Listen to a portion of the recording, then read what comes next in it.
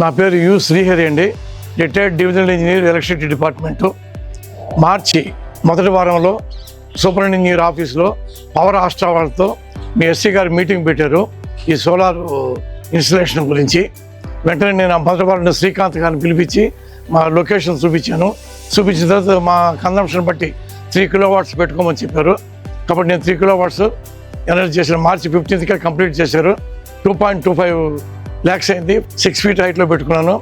దాంట్లో 78,000 వితిన్ 25 daysలో నాకు సబ్సిడీ కింద ప్రైమ్ మినిస్టర్ యోజన నుంచి వచ్చేసింది. ఇప్పుడు అట్ ప్రజెంట్ స్టేట్ గవర్నమెంట్ కూడా అనదర్ 20,000 ప్రామిస్ చేసింది.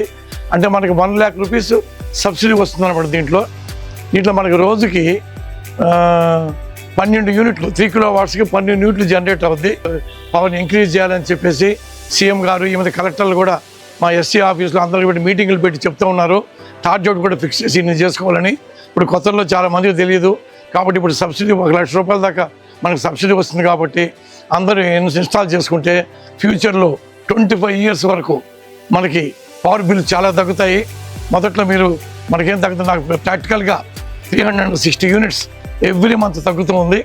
కాబట్టి ఒక్కోసారి మనకి మార్చి ఏప్రిల్ అయితే నేను మన ఇంటి నుంచే ఒక 60-70 యూనిట్లు గ్రిడ్కి ఇచ్చాము. కాబట్టి అందరూ దీన్ని ఇన్స్టాల్ చేసుకోవాల్సిందిగా కోరుతున్నాము. పవర్ ఆస్ట్రా వాళ్ళ సర్వీసెస్ బాగున్నాయి. శ్రీకాంత్ బాగా రెస్పాండ్ అవుతున్నారు. కాబట్టి అందరూ దీన్ని వినియోగించుకోవాల్సిందిగా కోరుతున్నాము.